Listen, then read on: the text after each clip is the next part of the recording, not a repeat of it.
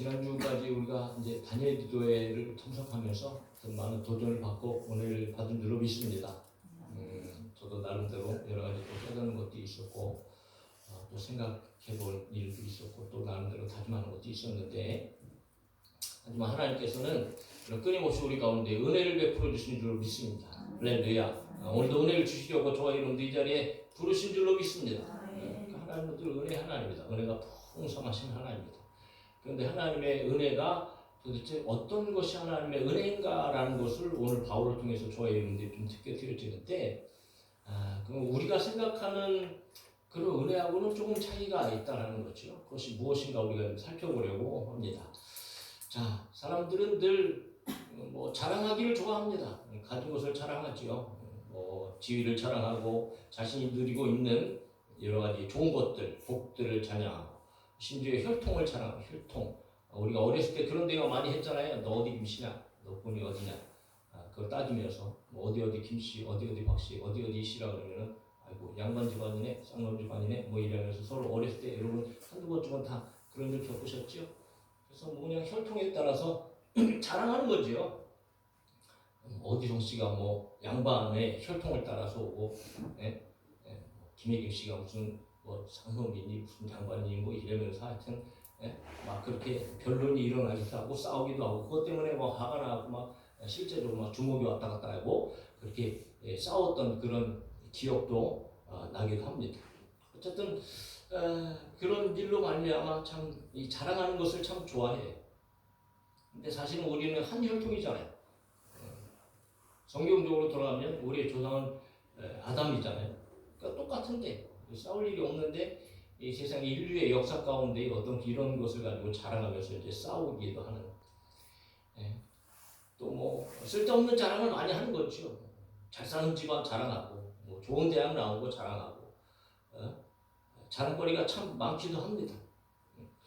학교에서도, 고등학교에서도 이제 학생들이 시험에 합격할 때에 어떤 이제 서울대나 아니면 그런 유명한 데나 이렇게 가면은, 예전에 우리가 이제 그런 걸 많이 봤잖아요. 학교 앞에다가 프랭카드 쭉 걸어놓고 누구누구 어디 대학교 입학, 굉장히 영광이죠. 자랑 떠들썩하게 자랑하고, 집안에서도 무슨 잔치를 할 만큼 막 떠들썩하게 그렇게 좋아하고 이제 자랑하는 것들을 과거에 이제 우리가 보았다는 거죠. 세상에서는 그럴 수 있습니다. 그러면 교회에서도 그런 동일한 맥락을 가지고 이런 자랑하는 것이 과연 좋은 일인가라는 것들을 우리 한번 바울의 말을 통해서 먼저 생각을 해 보려고 하는 겁니다. 고린도 교회에서도 그런 일들이 있었다는 거죠. 교회 안에도 역시 마찬가지라는 거. 교회 안에 거짓 교사들이 들어왔는데 그 거짓 교사들이 자랑하는 것들이 있었어요. 그래서 바울이 그런 일들을 알고 편지를 통해서 그들의 자랑은 헛된 자랑이다 라고 하는 것을 이야기하면서, 진정한 자랑은, 그리스도인들의 자랑은 무엇이 되어져야 되는가 라고 하는 것들을 오늘 본문을 통해서 이제 우리 가운데에 말해주고 있는데, 자, 그들의 자랑은 먼저 여러분 똑같아요. 세상의 자랑과 똑같아요. 혈통적인 자랑이었어요. 그래서 우리가 이제 고린도후서 12장을 보지만 11장 앞에서 먼저 바울이 다루고 있는 그들의 자랑을 혈통적인 자랑이라는 것을 드러내주고 있습니다. 11장 16절부터 마지막 절까지 그 내용이 이제 들어가 있는데요. 고린도 교회에서 자신이 내가 시브리인이야, 내가 이스라엘 사람이야, 내가 아브라함의 후손이야 라고 자랑했던 사람들이 있었단 말이죠. 왜냐하면 고린도 교회는 이방 지역이잖아요. 그래서 이스라엘 민족이 아닌 다른 이방, 여러 이방 족속들이 교회 안으로 들어왔던 사람들이 많이 있어요. 그런데 거짓 교사들이 이 슬그머니 들어와갖고 나는 이스라엘 사람들이야, 나는 아브라함 자손이야 라고 하는 그런 자랑을 한 거예요. 그러니까 혈통적인 자랑이었죠. 예수님께서도 유대인이잖아요. 이스라엘 사람이죠. 아브라함 후손이죠. 그러니까 이방인들이 볼 때에는 이스라엘 사람들이라는 것은 어떤 면은 조금 더 자랑할 거리가 될 수 있을 만큼, 어떤 특권이라고 얘기할 수 있을 만큼 어떤 이렇게 부럽게 볼 만한 그런 일도 되어질 수 있었다라는 거죠. 그래서 그들은 자기의 혈통을 자랑하고 혈통을 내세우고, 특별히 거기다가 자기들이 그리스도의 일꾼이라고, 일꾼이라는 것은 특별히 이렇게 뽑힌 사람들 아니겠어요? 어떤 권위를 가졌다는 거죠. 그러니까 그리스도의 일꾼이라고 자랑했다. 그래서 고린도전서 11장 16절부터 33절에 이제 거짓 선지자들이 이 혈통의 자랑을 하는 것을 바울이 보면서 참 가만인 거죠. 참 얼마나 어리석은 일인가 그것이. 그런데 이 바울은 그들이 그렇게 그들의 자랑을 너희가 부러워하고 그것 때문에 너희들이 그들을 따른다면 나 역시도 이게 자랑할 일은 아닌데, 예? 자랑할 일은 아닌데 나 역시도 그런 자랑을 할 수 있다 라고 하면서 이제 16절부터 11장에서 이제 쭉 이야기하는 내용들이 바로 그런 거예요. 자, 그래서 이렇게 고린도후서 11장 16절에서 18절에 보면 내가 다시 말하노니 누구든지 나를 어리석은 자로 여기지 말라. 만일 그러하더라도 내가 조금 자랑할 수 있도록 어리석은 자로 받으라. 내가 말하는 것은 주를 따라 하는 말이 아니요 오직 어리석은 자와 같이 기탄 없이 자랑하노라. 여러 사람이 육신을 따라 자랑하니 나도 자랑하노라 라고 이야기하면서 자랑하는 것이 그걸 자랑하는 것이 얼마나 어리석은 일인지 몰라. 그러나 어리석은 일이라 할지라도 그 뭐 주님하고는 별 그렇게 뭐 은혜로운 이야기도 아니고 상관도 없는 이야기지만 그럼에도 불구하고 그들이 그렇게 자랑한다면 나도 그렇게 자랑할 수 있어. 그러니까 그냥 어리석다라고 너희들이 생각해주고 나의 자랑을 한번 들어보지 않겠니? 그러면서 이야기하는 것이 고린도후서 11장 22절 23절에 그들이 히브리인이냐? 나도 그러하. 그들이 이스라엘이냐? 나도 그러하. 그들이 아브라함의 후손이냐? 나도 그렇다. 그들이 그리스도의 일꾼이냐? 정신없는 말을 하거니와 나는 더욱 그리하다. 그러면서 23절 이후부터 여러분 바울이 그동안 겪어온 어마어마한 그런 고난의 일들을 쫙 이제 이야기하는 거죠. 나는 옥에 갇히기도 하고 매도 맞고 뭐 여러 번 죽을 뻔했고 뭐 이러면서 여러분 바울의 그동안의 그런 일들이 쭉 나열하잖아요. 그러면서 이제 마지막 부분에 가서 내가 부득불 자랑할 줄인데 내가 약한 것을 자랑하리라. 라는 말로 이 어쩔 수 없이 자랑한 거지만 그러나 내가 자랑할 것은 나의 약한 것들이라 라고 이제 이야기를 하면서 11장이 쭉 마무리가 되어져요. 오늘도 육체를 따라 자랑하는 사람들이 참 많은 거죠. 내가 뭐 목사야 라고 하는 것도 어쩌면은 뭐 자랑이 되어질 수 있죠. 더군다나 뭐 내가 이 교회 큰 교회 목사야. 또 어떤 사람들은 정말 여러분 어떤 큰 거, 뭐 자기가 받은 어떤 이런 좋은 것들을 자랑할 때에 내가 이런 교회 목사야, 장로야, 집사야 하는 것들, 그런 자랑들. 그 어떤 사람은 나는 내가 믿음의 가문에서 우리 할아버지 할머니 3대째, 4대째 뭐 이러면서 여러분 신앙을 자랑하고 믿음을 자랑하는 사람들. 그리고 더 나아서 학벌을 자랑하고 내가 이런 학위가 있고 내가 이런 이렇게 배웠고 뭐 이런 것들. 결국 여러분 그런 것들이 주 안에서 자랑거리가 될 수 있을까? 결국 그럴 수 없다는 거죠. 더군다나 내가 주 안에서 살면서 주 때문에 이렇게 내가 고난을 받고 내가 고통을 받고 매를 맞고 했던 그것까지도 사실은 자랑거리가 아닌 거죠. 내가 주를 위해서 그렇게 했다. 누가 드러나는 거예요? 내가 드러나잖아. 그러니까 이게 내가라는 말이 드러날 때부터 주님이 사라져버려. 그러니까 이게 뭐 나 자신의 자랑이 되어진다는 거죠. 그러므로 결국 그것은 주님과 상관없는 자랑, 세상적인 자랑과 똑같아. 그런 자랑이 얼마나 어리석은 것인가라고 하는 것을 바울이 이야기하는 거죠. 그런데 더 심각한 것은 그뿐만이 아니고 그런 자들이 경험했던 일들이에요. 그런 사람들도 여전히 신비로운 것들을 경험한다는 거예요. 영적인 것들을 체험한다는 거죠. 막 은사도 나타나고요. 오늘도 이제 12절부터는 좀 더 깊이 그들의 자랑에 대해서 이제 반박하면서 이제 바울이 이야기하는 것이 1절에 이렇게 시작하는 거예요. 무익하나마 내가 부득불 자랑하노니 주의 환상과 계시를 말하리라. 그러니까 무익하다는 것은 무슨 얘기예요? 유익하지 않다는 거죠. 이게 좋은 일이 아니라는 거예요. 올바른 일이 아니라는 거예요. 그렇다 할지라도 내가 부득불 어쩔 수 없이 내가 해야 할 자랑이라고 하면은 바로 주의 환상과 계시를 본 것이다라고 얘기해요.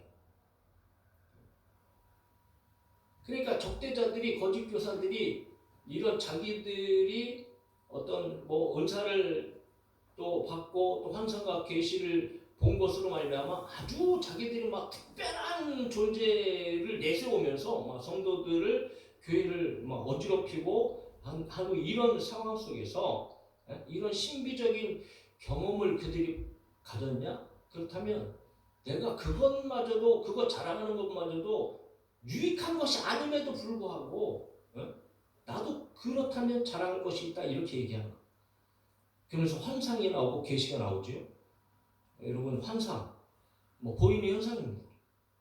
어떤 사람들은 뭐 입신이 들어가갖고 뭐 여러 가지 보기도 하고, 또 눈을 뜬 채로 보기도 하고, 눈을 감아도 보기도 하고, 뭐 기도하다가 뭐 또 신뢰한 것들을 시험하기도 하고 보기도 하고, 그리고 계시는 뭐 덮개를 벗긴, 베일을 벗긴 드러남이라는 거, 지금 그러니까 하나님께서 가르쳐 주는 거.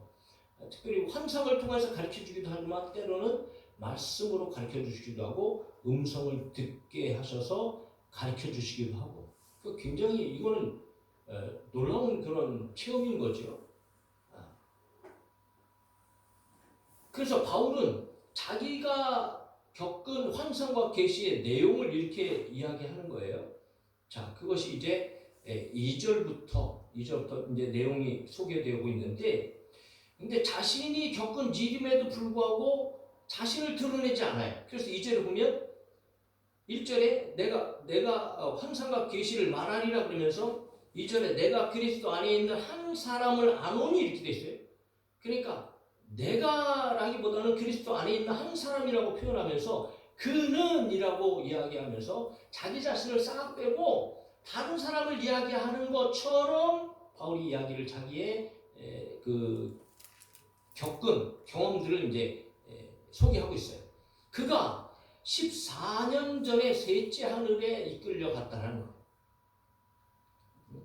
구체적으로 이제 얘기하죠. 셋째 하늘. 물론 뭐 유대인들은 그들의 관념 속에서 하늘이 뭐 7개로 7층으로 되어 있어서 뭐 셋째 하늘은 죽은 자들이 가는 곳이다, 뭐 이런 관념을 좀 가지고 있는데, 근데 바울은 그런 관념으로 셋째 하늘이라고 쓴 것이 아니고요. 이 셋째 하늘이라는 것은 이 에베소의 4장 10절에 모든 하늘 위에라고 이야기하는 그 표현과 동일한 것으로서 결국은 여러분 셋째 하늘이라는 것은 이 신자들이 마지막 날에 들어갈 천국을 이제 의미하는 것임을 우리가 좀 생각하면서, 분명 바울이 셋째 하늘에 이끌려갔다라고 얘기하는 거죠. 이끌려갔다는 것은 자기 자유로 간 것이 아니고 강권적으로 이 하나님의 불가항력적인 그런 은혜 속에서 붙잡힌 바 되어서 끌려갔다라는 거예요. 그러니까 성령에 완전하게 지배된 상태. 그래서 2절과 3절에 두 번이나 강조하면서 바울이 이야기합니다. 그가 몸 안에 있었는지 몸 밖에 있었는지 나는 모르거니와 하나님만 아신다. 그러니까 환상을 체험하고 뭐 은사를 체험할 때요, 뭐 어떤 사람들은 뭐 영과 육체가 막 분리되는 어떤 이런 경험들도 하기도 하고, 뭐 여러 가지 또 이야기들을 하긴 합니다. 근데 영혼과 육체가 분리된다는 것은 이건 죽음이거든요, 죽음. 그러니까 어떤 이 하나님의 그런 특별한 은사는 아주 우리가 이게 뭐 이해할 수 없는, 그리고 말로 표현할 수 없는 그런 상황 속에서 이게 죽은 것도 아니고 산 것도 아니고 육체가 분리된 것도 아니고 막 어떤 이런 그러니까 하나님의 어떤 특별한 역사 가운데 일어나는 전적인 하나님의 역사의 은혜의 일이라는 거죠.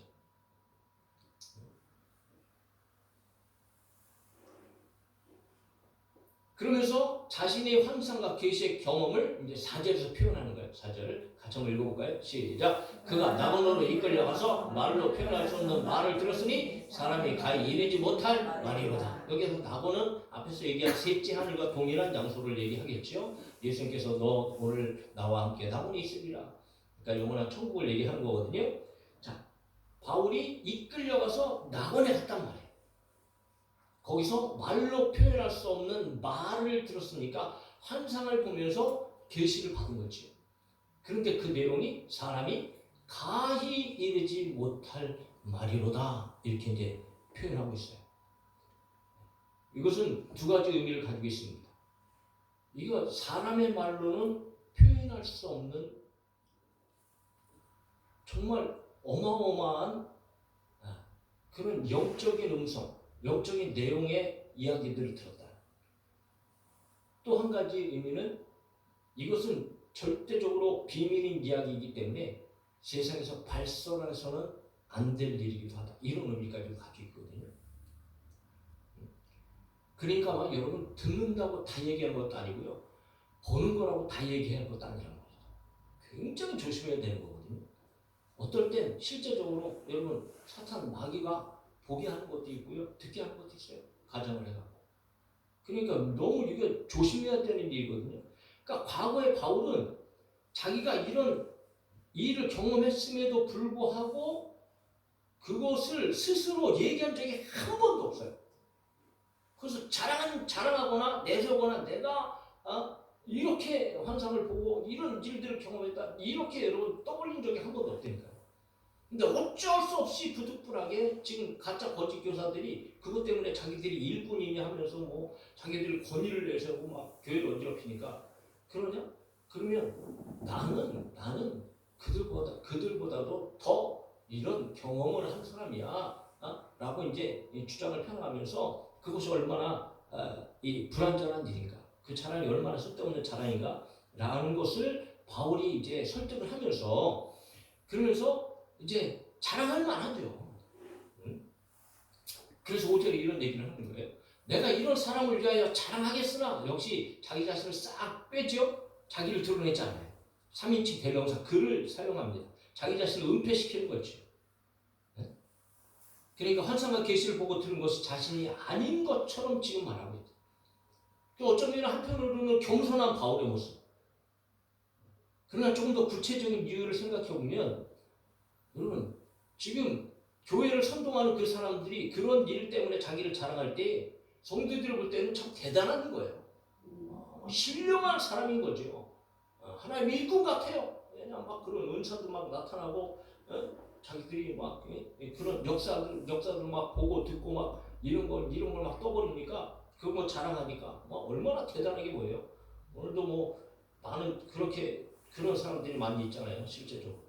네? 그래서 성도들이 막 줄줄이 쫓아가고 막 싸매고 가서 막 그냥 점집에서 막 점을 치듯이 막 그냥 막 뭐 물어보고 은사를 뭐 사모하고 막 이런 일들이 많이 있잖아요. 이게 굉장히 조심해야 된다. 그래서 바울은 자기 자신을 다 뒤로 감추고 그러면서도 실제적으로 이제는 자기 자랑. 내가 뭘 자랑했다. 나를 위하여는 약한 것들 위해 자랑하지 아니하리라. 그렇게 말하고 있다는 거. 그러니까 바울의 자랑은 사실은 실제 그들이 자랑은 어쩌면은 뭐 여러 가지 뻥이 좀 가미되어 있을 수도 있어요. 그런데 바울의 자랑은 자기가 실제적으로 경험했다는 한 구석도 거짓이 없어요. 참이에요. 그러면 얼마든지 자랑할 수 있다 할지라도 그럼에도 불구하고 바울은 그렇게 하지 않겠다는 거예요. 왜냐하면 그 이유를 6절에서 얘기해요. 내가 많이 자랑하고자 하여도 어리석은 자가 되지 아니할 것은 내가 참말을 함이라. 그러니까 내가 진짜 말이기 때문에 이거는 자랑이라고 해도 내가 자랑해도 되어질 이야기야. 그러나 보세요. 누가 나를 보는 바와 내게 듣는 바에 지나치게 생각할까 두려워하여 그만두어라. 그러니까 바울이 그런 것들을 이야기할 때 사람들이 바울을 어떻게 생각하겠어요? 정말 어떻게 보면 정말 대단한 사람으로 인식할 수밖에 없는 거죠. 높일 수밖에 없는 거죠. 부를 수밖에 없는 거죠. 그리고 그의 영향력이 절대적으로 미칠 수밖에 없는 거죠. 더 나아가서 얘기를 많이 하면은요, 그냥 고지고대로만 사람들이 받아들이면 되는데 거기다가 살을 붙이고 거기다가 막 이상한 걸 막 붙인단 말이에요. 그러니까 막 소문이 날 때 처음에는 이 올바른 소문으로 시작해갖고 이게 가면 갈수록 부풀려지지 이 이야기들이 정말 심각한 내용으로 잘못 변질되어질 수 있는 소지가 너무 많아요.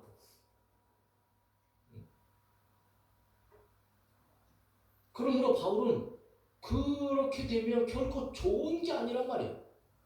그러므로 나는 그런 것에 대해서 자랑하지 않겠다. 그러면서 약한 것을 자랑한다고 그랬는데 실제적으로 그럼 그 약한 것이 어떤 것인가? 실제 같이 봅시다. 시작. 여러 계시를 받은 것이 지극히 크므로 너무 자만하지 않게 하시려고 내 육체에 가시 곧 사탄의 사자를 주셨으니 이는 나를 쳐서 너무 자만하지 않게 하려 하심이라. 아멘. 그러니까 하나님께서 여러분 바울에게 주신 그 능력과 은사와 어떤 이런 계시가 어마어마하고 어마어마해요. 예? 그런데 거기에 하나님의 섭리가 있어요. 너무 자만하지 않게 하시려고 내 육체에 가시, 즉 사탄의 사자를 하나님께서 주셨다. 왜? 나를 쳐서 자만하지 않게, 교만하지 않게 하시려.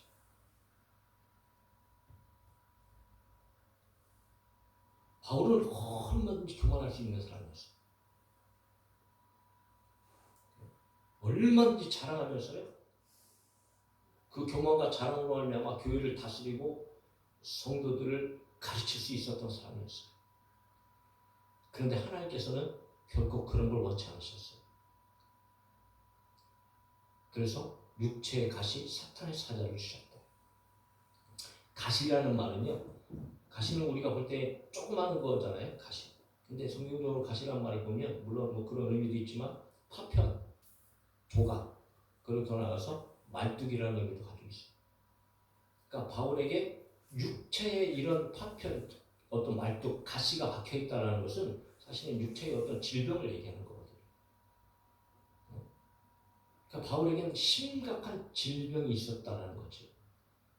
자, 그것을 대표적으로 뭐 성경학자들에 따라서 뭐 여러 가지 이야기를 하는데 크게 두 가지로 딱 이제 대부분 얘기를 해요. 그러니까 첫 번째는 안질이다. 그러니까 눈이 굉장히 안 좋았다는 거예요.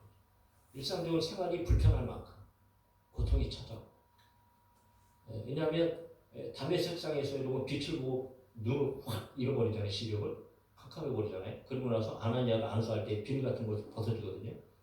그 후부터 이 눈에 이 안질 때문에 사역하는데 굉장히 불편함을 많이 겪었을 것이다. 아주 굉장히 타당한 그런 이야기들을 하지요. 그래서 어디 성경에서 보면 이런 표현을 해요. 내가 큰 글씨로 너에게 썼다 이런 표현을 하거든요. 그러니까 눈이 이게 안 좋으니까 글씨를 쓸 때 이게 장글씨를 쓰면 이게 불편한 거예요. 그러니까 글씨를 오히려 크게 써서 너에게 내가 편지를 쓴다 이런 표현을 하고 있는 것을 볼 때에 바울이 이제 눈에 어떤 큰 고통을 가지고 있었다. 또 한 가지는 뭐 어디서 발견하는지는 몰라도 간질이라고 합니다. 간질. 근데 이 간질이 여러분 굉장히 심각한 것 아니겠어요? 어떤 사람은 뭐 정신을 잃고 쓰러져 개거품을 흘리기도 하고 바둥바둥거리기도 하고 뭐 그렇잖아요. 그러니까 뭐 간질의 특성이 여러 가지가 있지만 특별히 간질이라고 얘기하는 것은 왜 그런가 하면 육체의 가시 그러면서 곧 뭘 표현해요? 사탄의 사자라고 얘기하는 거예요. 그러니까 이 사탄 마귀가 가져다주는 질병만큼 굉장히 심각하고 사람들이 볼 때는 이거는 뭐 마귀가 주는 거야 라고 생각할 만큼의 어떤 고통적인 질병이었다는 거예요. 그러므로 이제 간질이라고 이렇게 이제 이야기를 하는 그런 성경학자들이 많이 있다는 거죠. 자, 이런 것을 볼 때는 굉장히 심각하고요. 정말 고통스러운 질병이 바울이 가지고 있어요. 그래서 바울이 그 고통을 때문에 하나님 앞에 기도하잖아요. 우리도 기도하듯이. 바울도 기도했잖아요. 그 능력 있는 사람. 죽은 자도 살려내는 바울 아니겠어요? 바울이 앞치마를 가져다가 얹으니까 귀신이 떠나가고 질병이 벌떡벌떡 일어나는데 그런 능력 있는 사람이 자기의 고통 때문에 하나님 앞에 기도했다니까 3번씩이요. 3번씩.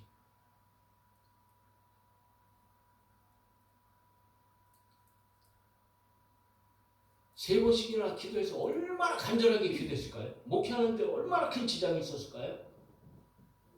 그렇게 능력을 행하던 바울인데 그런데 자기의 고통 때문에 하나님 앞에 3번씩이나 간절히 기도했는데 주님께서 하시는 응답은 이것이에요.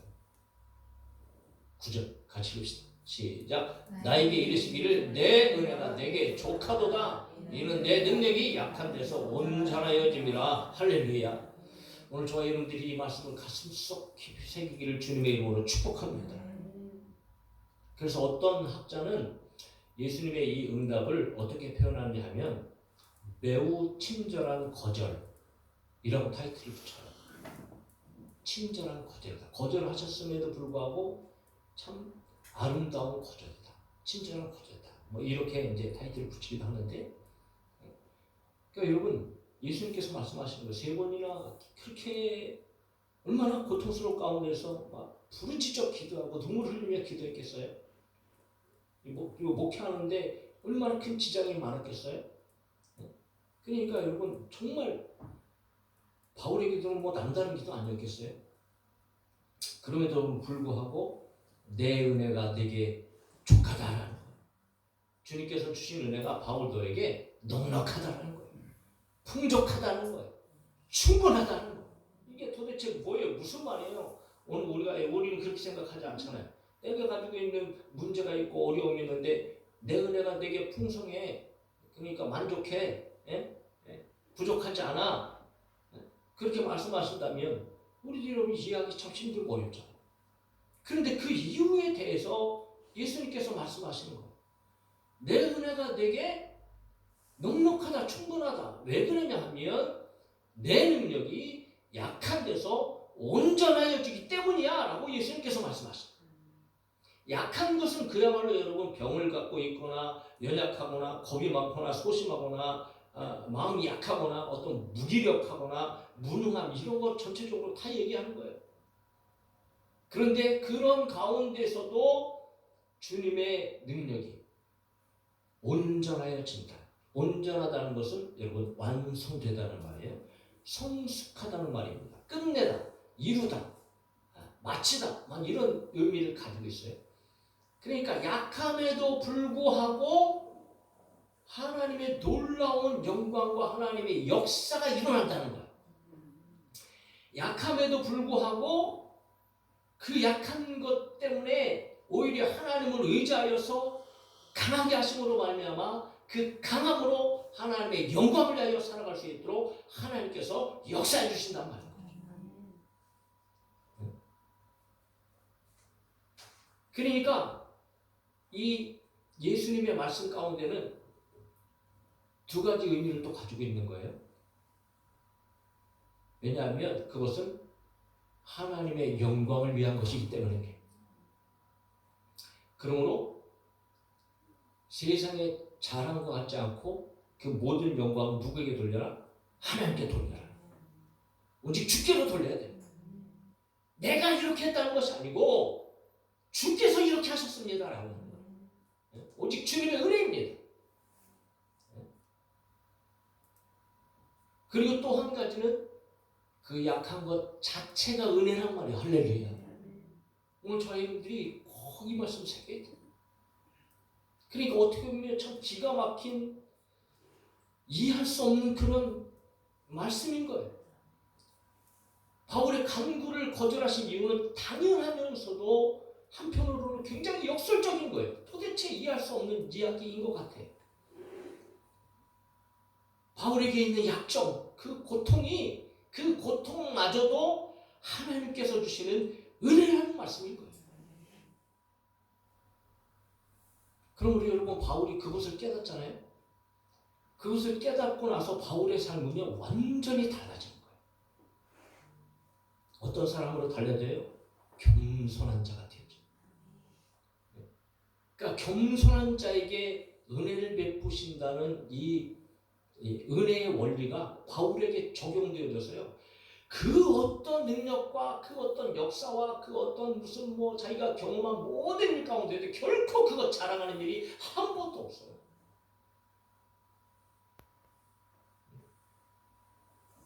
여러분, 은혜라는 것은요, 인간의 고난이 완전히 제거되어지는 것, 모든 문제가 해결되어져서 풍성한 것, 그리고 인간적으로 생각할 때 모든 것들이 넉넉한 것, 이것을 은혜라고 말하는 것이 아니란 말이에요.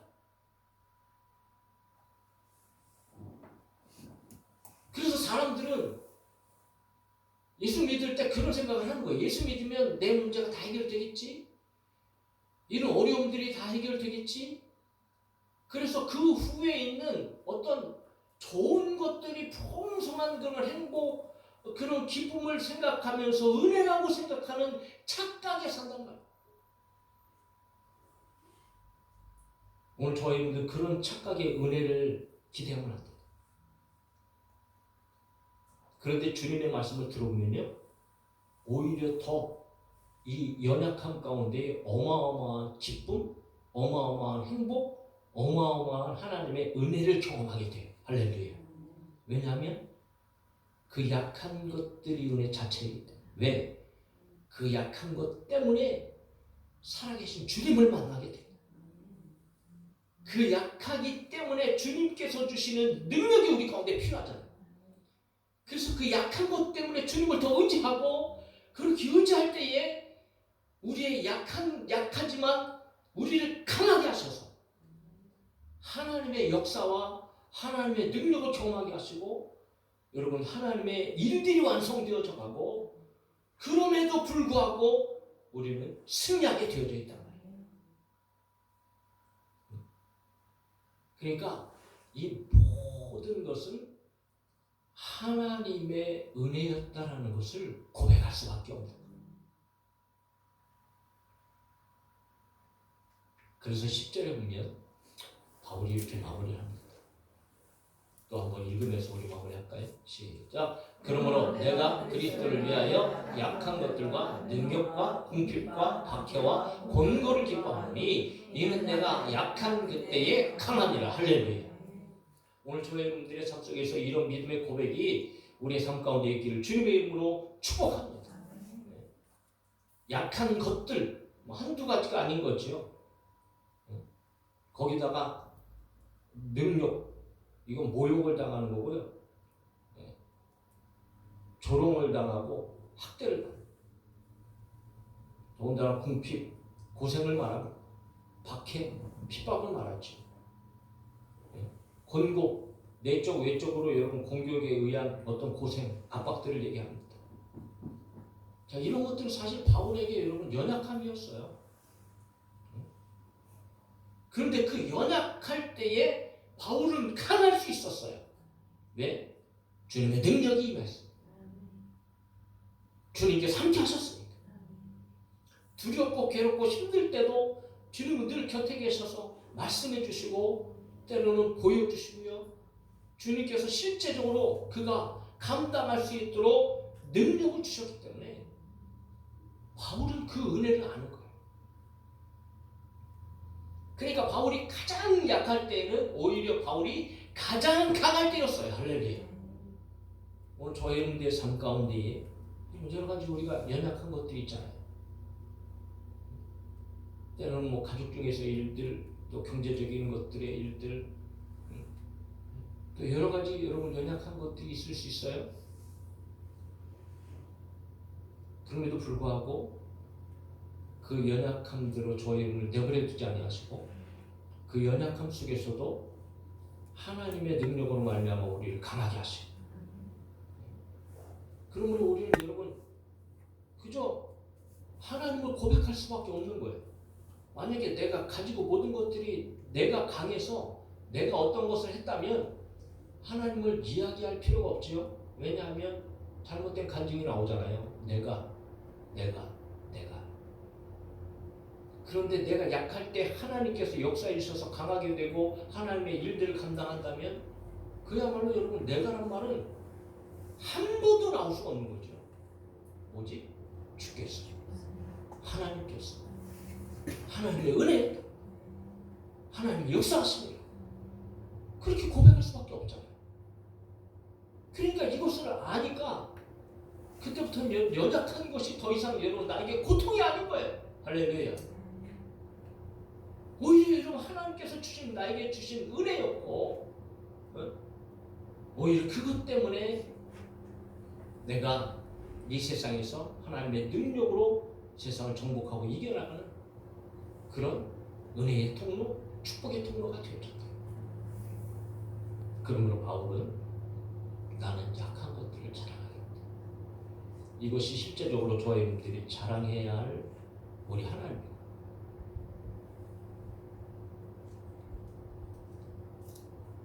오늘 저와 여러분들의 실제적인 자랑거리가 바로 바울의 고백인 거죠.